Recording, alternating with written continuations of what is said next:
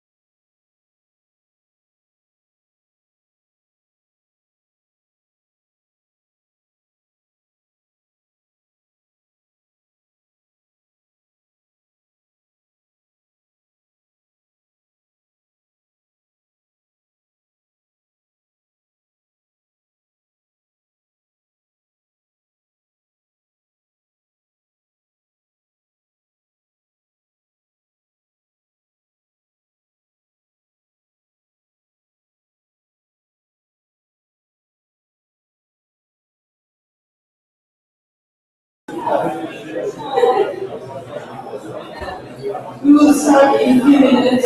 Przypominam, że w roku będzie tłumaczenie na język polski. Ktoś potrzebował tego tłumaczenia, to zapraszamy do tego roku.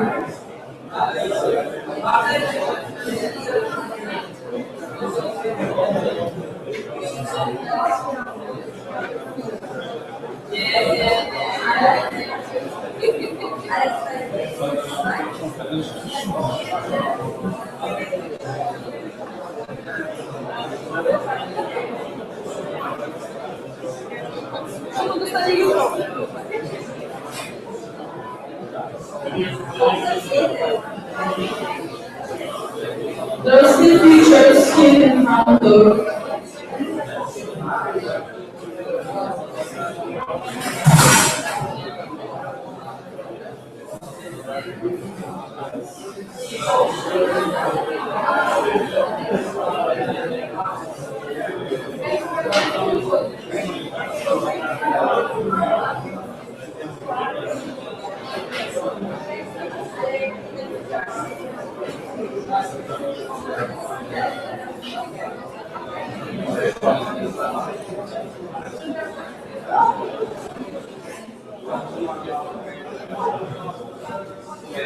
Mógłby zawołać ludzi z zewnątrz?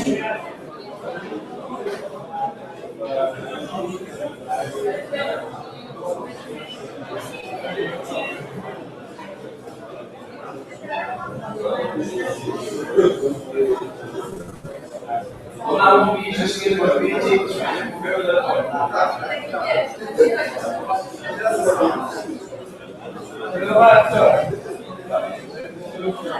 Okay, I think we can start.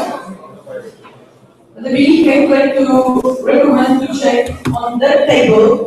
There is a list of participants you should sign. There are also new Solidaria. I see there is the Partizan. This is the magazine made by Tatiana from Belarus. I really recommend to check this. And Tatiana said that tomorrow she will bring much more of Partizan.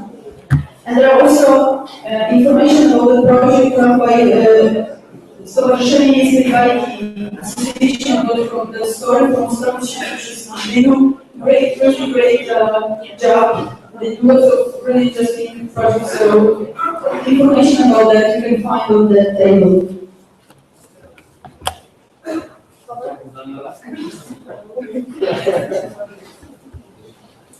I'll just say I would like to introduce him now because he's already a public intellectual in Poland, but not necessarily all of our foreign friends had an occasion to listen to him. Michał studied sociology and political science in the very prestigious part of the Warsaw University, which is called the Collegium of Interdisciplinary Studies in Humanities. Well, he's, if I remember, his first two lectures were a history of Poland and religion, with some accent on Poland and Germany. So the history of Polish democratic opposition, the history of Polish struggles for freedom, and also the history of German social democracy and contemporary politics. Then he's heading at economic history, and I think what he's gonna do, and what he already does, and the way how he is put in Polish mass media and academic life, both in our Institute for Advanced Study and the Publishing House and abroad in other academic institutions, is more dedicated to economic theory, economic history, and possible alternatives to the economic systems of capitalism in Europe and the United States. This is why I think his lecture is bridging both parts. So this is how I understand the levels of solidarity is something which probably begins in the contemporary history and ends up with some economic challenges and answers. This is how I would like to introduce Michał. The floor is yours. Shake us, beat us, control that tension.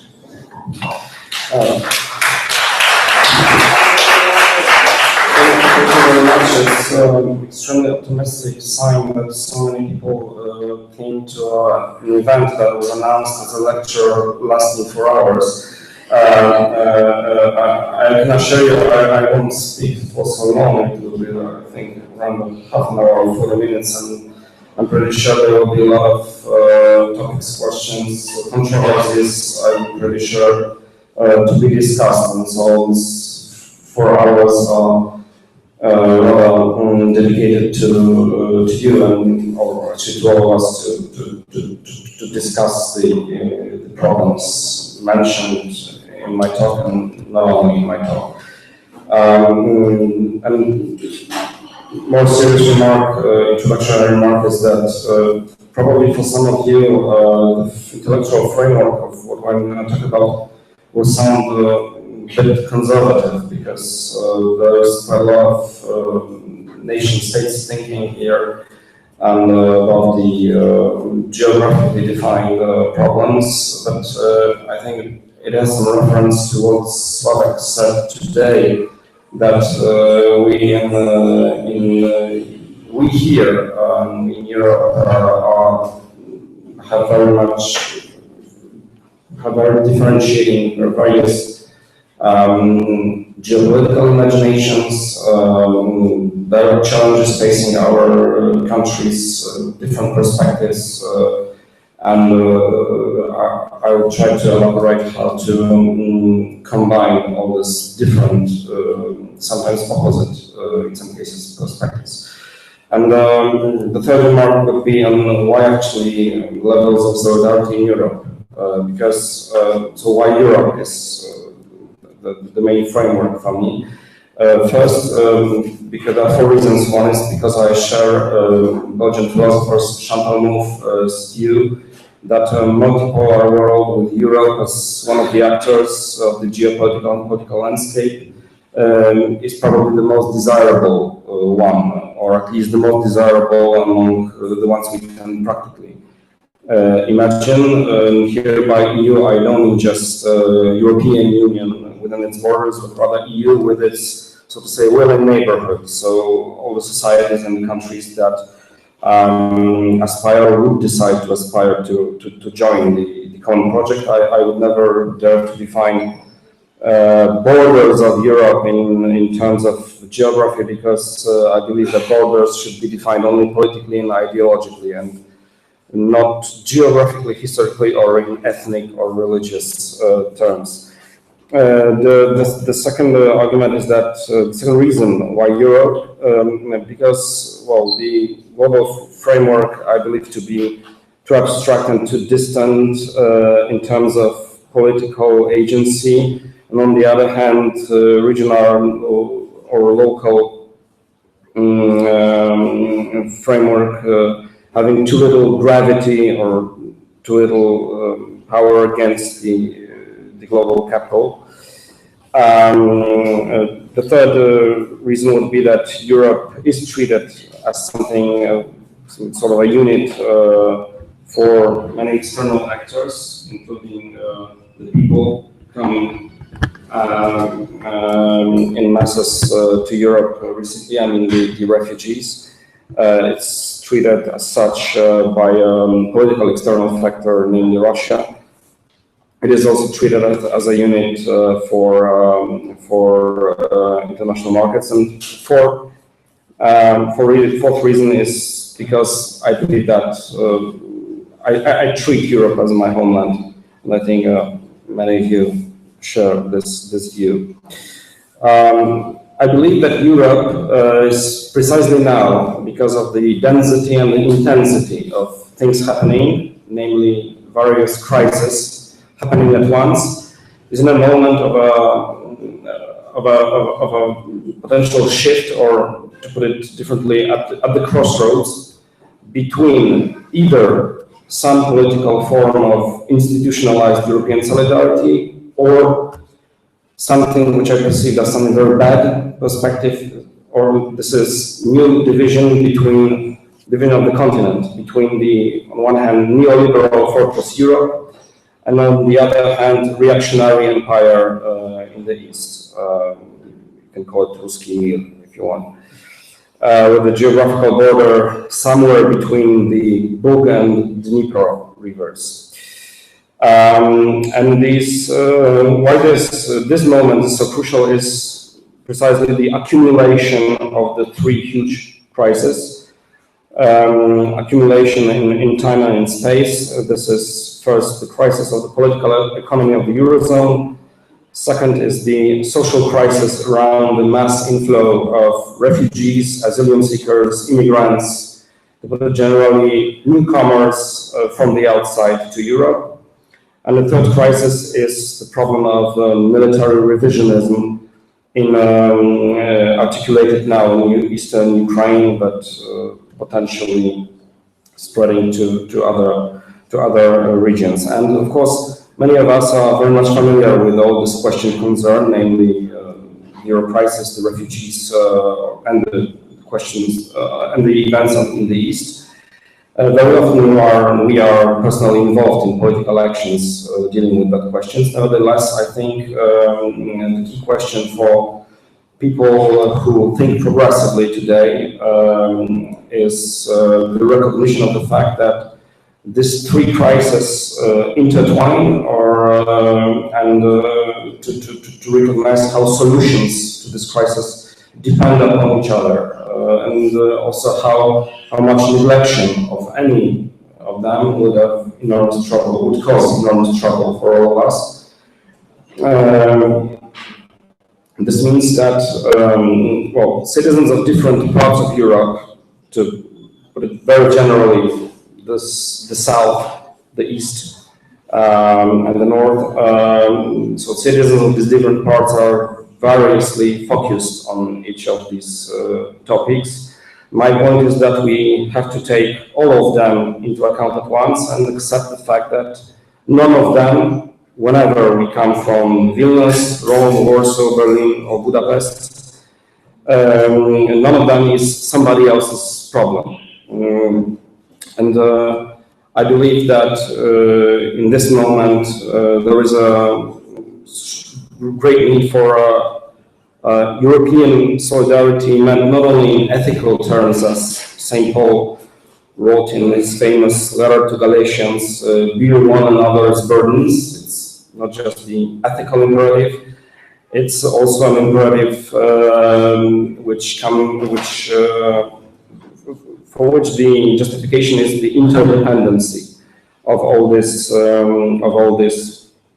events and processes. So it means that we are all sitting in the same boat. This is probably the best, in my opinion, definition of solidarity. And of course, this means that in the end, the solving of one of these crises requires the solution of the other. And this solution of these three crises would be a first step to some sort of, as I said, non-defined, but some political form of institutionalized European solidarity. And then there's three challenges. As I said, many of you are very familiar with them, so I won't go into them very much into detail. Just some few remarks. The three challenges for contemporary Europe are, first, economic stagnation combined with increasing inequalities.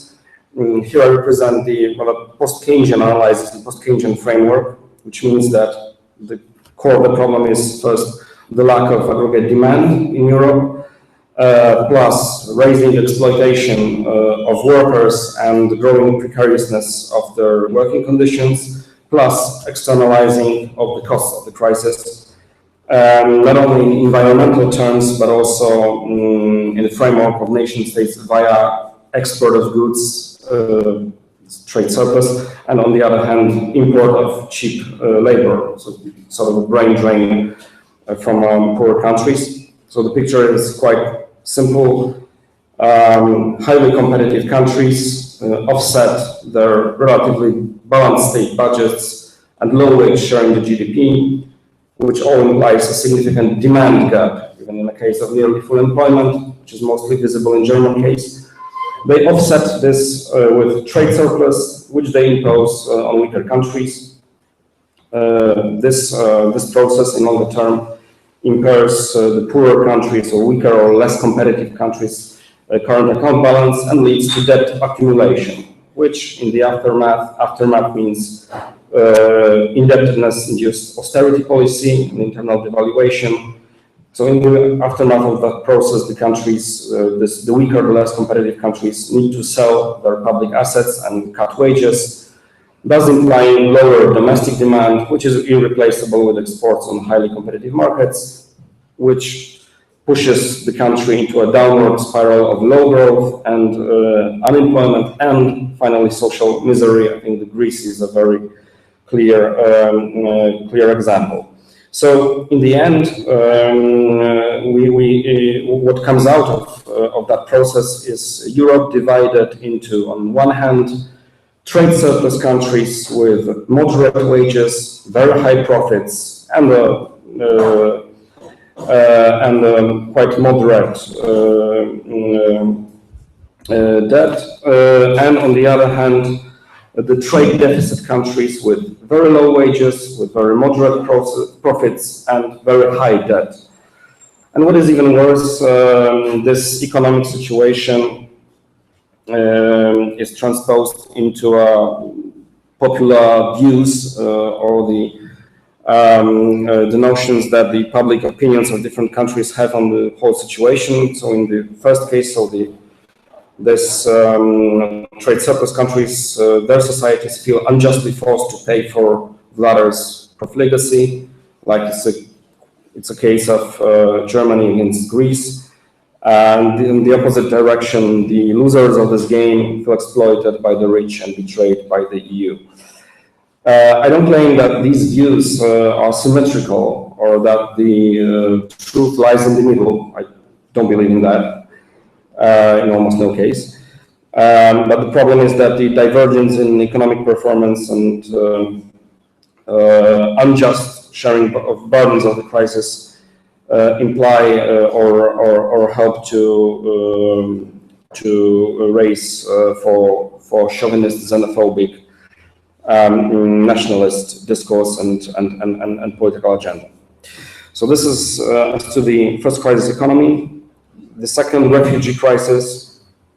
Only recently, these are news from the last days, we could hear that the Czech deputy prime minister speaking on the need to select true refugees, so true asylum seekers, from economic immigrants. We heard about the attacks on the asylum home in East German city of Zul.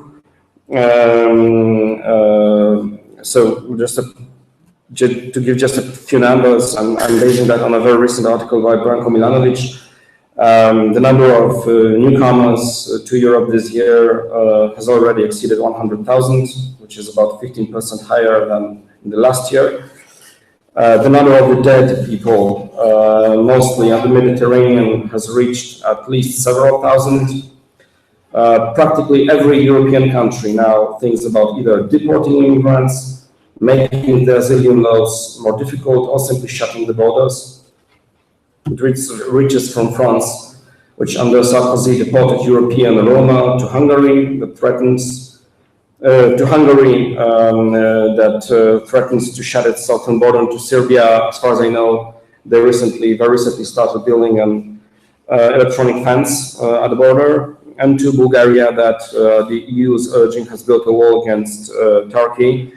Not to mention how the border between Greece and Turkey looks like. Some experts point to the fact that the Greek-Turkish border is now probably the best protected border in the world's history, better protected from crossing that illegally than was the border between East Germany and West Germany, which really says, I think, a lot. Of course, the other approach in some other countries to become only the transit point for migrants, because no one is willing to be the point of settlement. The example, Italian Prime Minister Matteo Renzi has threatened recently to simply issue the Schengen visas to the refugees, but of course not because he is so much in favor of them becoming European citizens with full rights, but because he just wants to get rid of them. Because when they got the Schengen visas, they will probably go to Germany or somewhere else, or at least he hopes for that.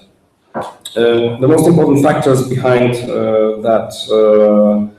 that wave of surge of immigration in different forms is first political chaos in the Middle East. It is, of course, the climate change, natural disasters in Africa. But what is probably the most important factor, this is the extraordinarily huge income gap between Europe and Africa. We can combine with the demographic trends. Sub-Saharan African population now is currently a bit greater than the population of all Europe, but it is expected to be 6 times greater up to 2100.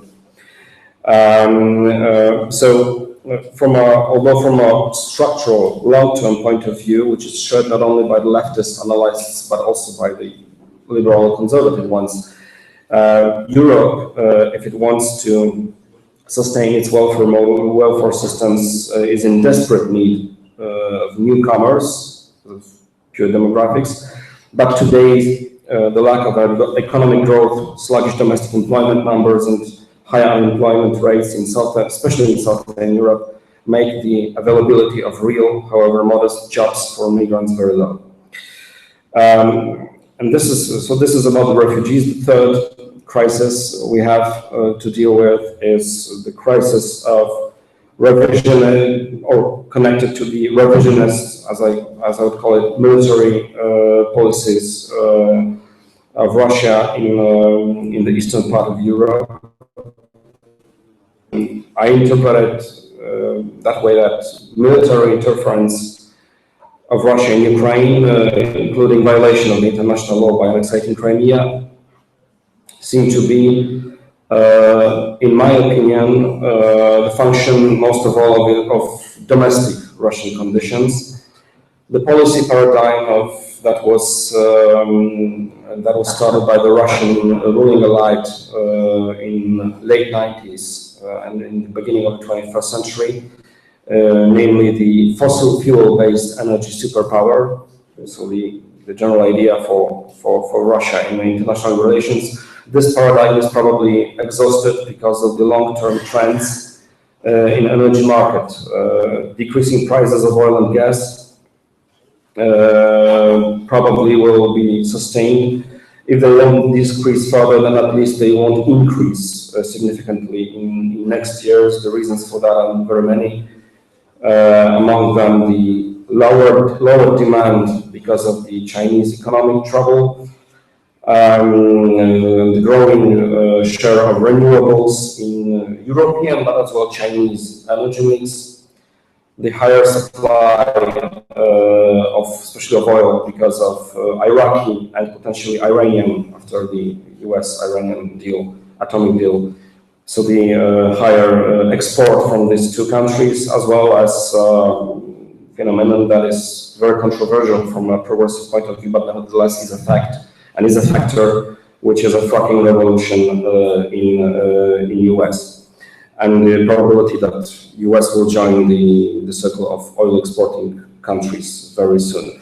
So, to put it shortly, decreasing income from hydrocarbons export for Russia and overall economic crisis in that country change the composition of the impact factors that Russia or Russian elite, Russian political elite, has on the rest of the world. So from our geo-economic instruments, namely the oil and gas exports, to military ones, because the threat of use of military tools still gives to Russia some advantage in strategic gains against the West, as well as it is very functional for nationalist conservative narration, so to say, in domestic market, in domestic political market. And this, of course, means that so-called, so to sum up, I believe Russia's motivations here are mostly autonomous, so that they are rather domestic than come out of the security policies of the West in recent years, which was the idea of some conservative realpolitik analysts, but as well some leftist experts. And those be so-called hard security fears of especially Poland and the Baltic states, as well as the threat for Ukraine's sovereignty. I feel to be these fears are fully legitimate, and there is some need for these countries to get some sort of securitization mechanisms from their allies, but in a way that would not necessarily push Russia to harden its stance which could mean, in a worst case scenario, incorporation or bringing into total dependency of its close neighborhood, mostly Ukraine and Belarus. So we have like this three big crises in Europe happening now: political economy, refugees, and the military crisis, political military crisis in the East. And then the question is, what are the positive and negative feedbacks and interdependencies between solutions to all this crisis? So, to put it differently, what concessions need to be made by the societies, countries of the East and of the South to each other, so that we can together try to find solution for all this crisis.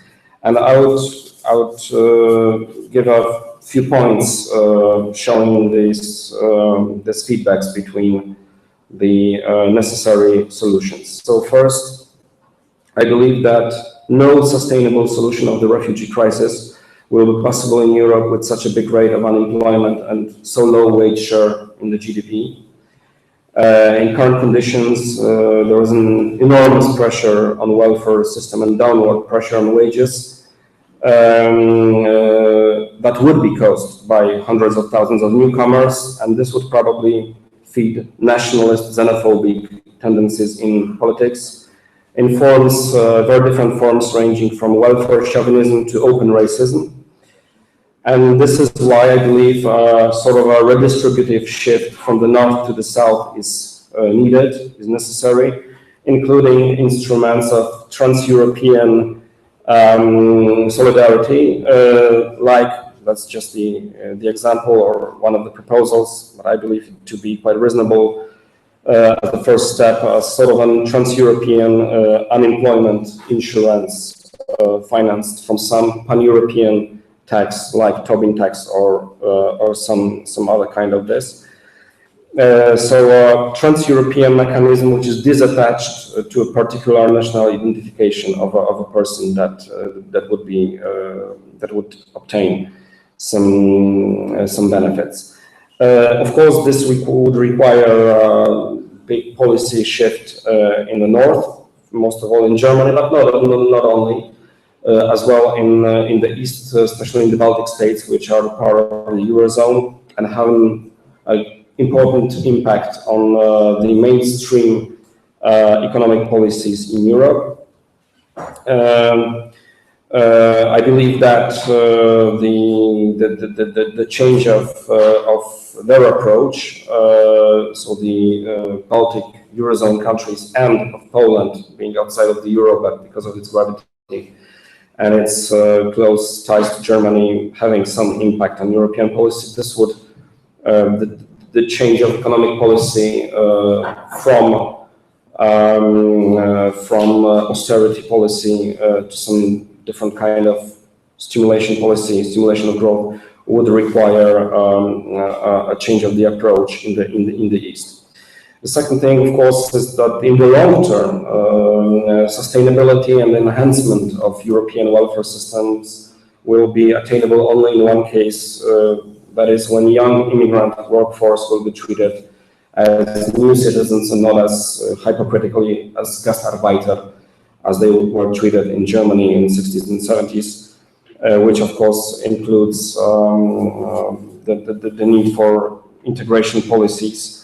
I believe that as far as in the short term, the economic restoration of economic growth is the conditio sine qua non for Europe to accept really huge numbers of newcomers, of immigrants and of refugees. Then in the long term, it's the opposite. Accepting hundreds of thousands of these people, even millions, will be a necessary condition for sustaining European welfare. The third point would be that the cost of accommodation for newcomers to Europe needs to be shared by all European states according to their capacities and not to their geographical status. And this of course regards especially Poland and Scandinavia, who now have a great opportunity to show their solidarity not only with Germany, as we know from the today's visit by Polish President Andrzej Duda in Berlin, where Angela Merkel tried to convince Poland to take at least some part from potentially 800,000 refugees coming to Germany. I'm not sure what will be the answer, but the news I got recently were that the answer of Poland is no. I think this is a great opportunity for Poland to show practically solidarity of the East of Europe, of the EU, with not only Germany but as well with Balkans and most of all with the southern countries. So to present itself as a country which is concerned with the questions which are vital for the South. 4th point is that I mentioned that Eastern Europe, which is now supporting very restrictive austerity measures, thus German hegemony and its domination against the claims of the South. So Eastern Europe supporting restrictive austerity measures and a fossil fuel-based energy policy wants very much security guarantees from stronger countries, from stronger allies. Mostly US and Germany, and this is why I believe there is a need to redefine the question of the notion of European hard security and energy security, which are of crucial importance, most of all for eastern frontier of the EU, most of all Baltic states and Poland. I believe, as I said, they should at least moderate their position on austerity questions. And take more refugees in exchange for some concessions from the South in terms of energy, so energy supplies most of all within an integrated market of energy, and support from the as well Western as the Southern countries of EU in terms of so-called hard security. I think are very good. In this point, very good argument for many Eastern European thinkers, experts, political activists concerning euro prices increase. Unfortunately, in Poland, not only Poland, in Lithuania as well, we very often hear that we don't give a damn about Greece. When Greece is so close, when Alexis Tsipras is so close to Vladimir Putin, well, then the very pragmatic answer to that, from a point of view of pan-European solidarity, is that pushing Greece out of the Eurozone in a situation when Greece is so much dependent on oil and gas imports would mean that Greece could potentially become a sort of an aircraft carrier of Russia in the European in Southern Europe, because the leverage of natural resources that Russia has would be enormous in Greek case if Greeks would have to buy natural resources for foreign currencies, mostly US dollar, in a situation when their potentially new currency, drachma, would be depreciated so much in the aftermath of exiting Eurozone. Here there is the green aspect of all that situation. I mentioned these two dimensions of security question, the energy and military. As to the energy, I think the renewables, mostly solar energy, which could be produced and situated in sub-Saharan Africa, could solve a few problems at once, problems who refer to different regions of Europe. One thing is, of course, that diversification of energy supplies for Europe decreases the Russia's leverage on EU, but enables or makes it easier as well to at least to restore more green growth, which wouldn't be so much such a burden for environment. And of course, which is crucial from the point of view of the refugees question, this could be an instrument to moderate the migrant pressure to Europe from Africa via jobs creation at home, namely at Africa, which could help decrease this enormous income gap between Africa and Europe.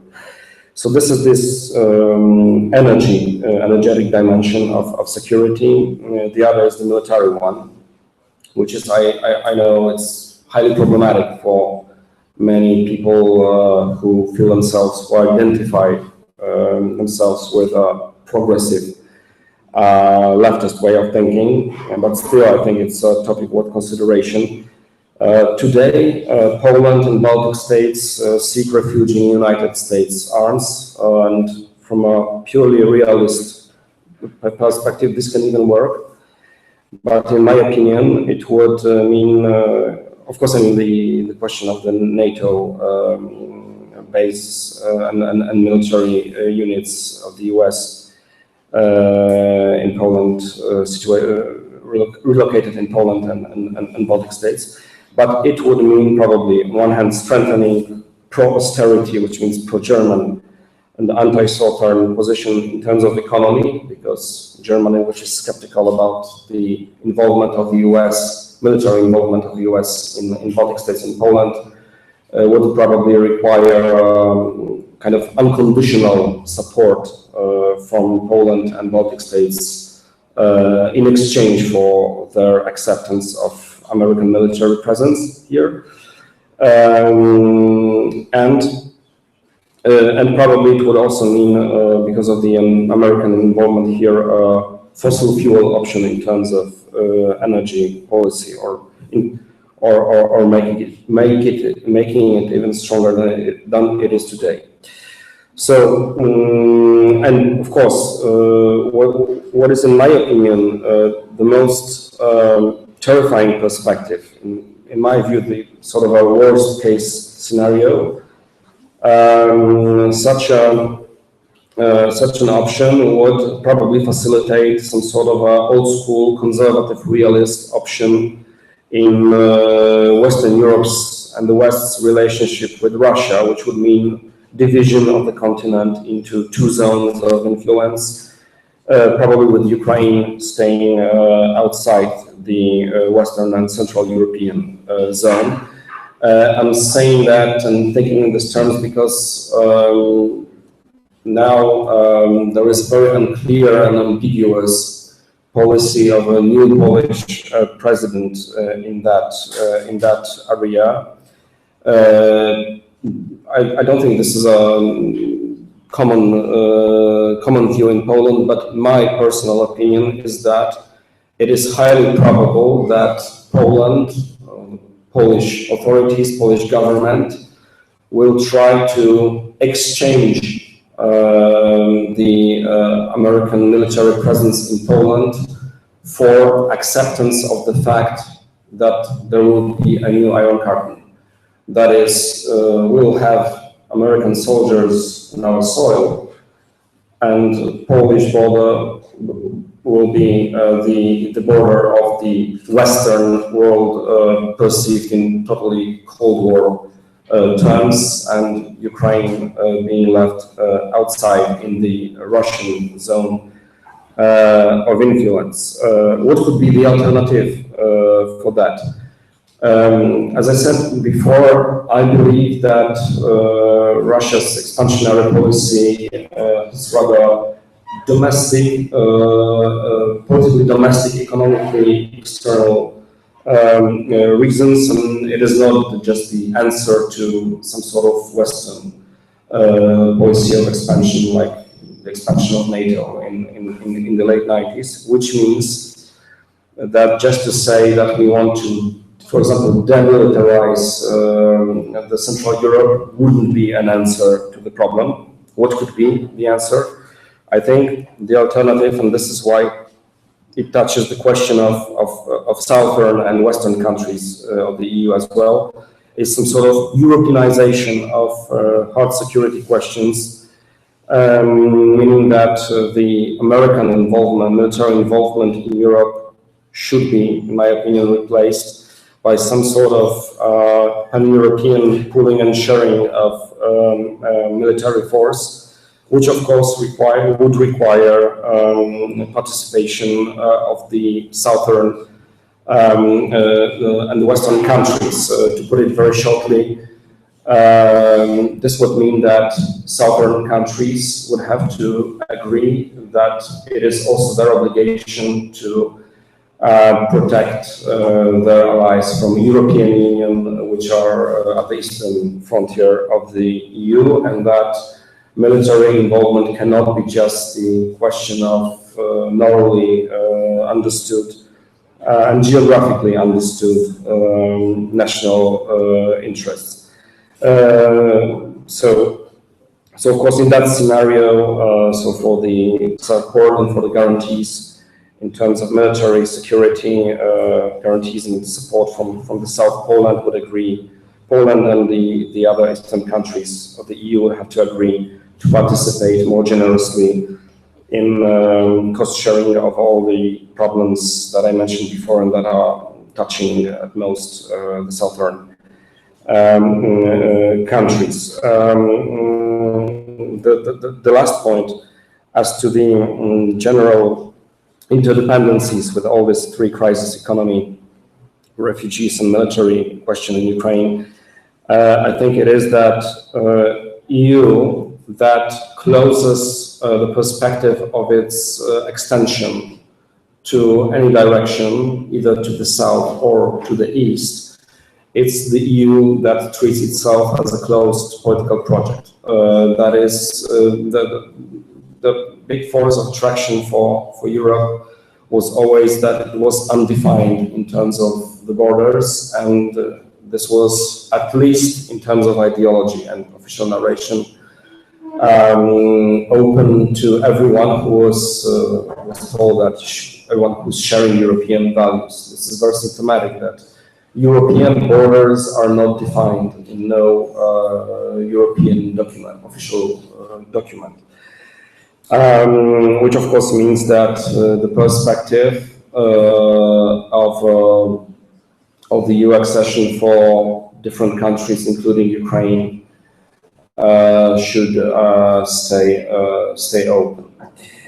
And so, to sum up, I think that we have to accept or to recognize, well, to accept, I would say like that, rather than recognize the fact that all these three kinds of crisis-related problems, like refugees, Eurozone crisis, and the question of military security in the East, are equally legitimate, and only mutual acceptance of that fact in the South and in the East would enable or could enable a paradigm shift in European policy. And in my opinion, crucial actors in that great challenge of overcoming this crisis together would be the societies of the South and the societies of the East. So that some sort of a shifting of coalitions in Europe would be needed in order to push the strongest so-called northern countries to change the paradigm of their policy. What is the alternative to overcoming of this crisis, of the three crises, in a manner that would involve some institutionalized solidarity mechanism? Well, in my opinion, these alternatives are very bleak. This would mean European continent divided into, on one hand, fortress Europe, based on probably cheap fossil energy, and other resources taken from the authoritarian petrostate of Russia, where the ruling elite sustains its power via conservative imperial identity, combined with some sort of realpolitik-based pseudo-détente, which means that there are two blocks in the European continent, which ideologically are oriented against each other, but in practice they trade, exchange money for natural resources. So sort of a situation that existed in Poland, in Europe in the late 70s and in the 80s. A situation extremely dangerous for as well Eastern as well Western European democracy. To put it very shortly, it would be like Ruski Mir versus conservative transatlantic Western world. And so this is how I see the alternatives ahead of us, and of course I'm pretty sure that there will be a lot of controversy concerning maybe every point I made in that talk. But what is crucial, why I speak about, I would like to ask from you, first of all, of course, how it is to be done, and if this is really what is to be done, and if this is really necessary, and if yes, how it is to be done. Most of us, majority of us here, are activists, people who rather practice politics than just only elaborate on it intellectually. And why I think this conversation will be necessary is I think there is a brilliant quotation of a person that is one of the most hated intellectuals among the left, but it was a terrible economist, but a quite insightful political thinker, I believe. The idea is that only a crisis, actual or perceived, produces real change. When that crisis occurs, the actions that are taken depend on the ideas that are lying around. That, I believe, is our basic function, to develop alternatives to existing policies, to keep them alive and available until the politically impossible becomes the politically inevitable. Of course, the author of these words was Milton Friedman. Thank you very much.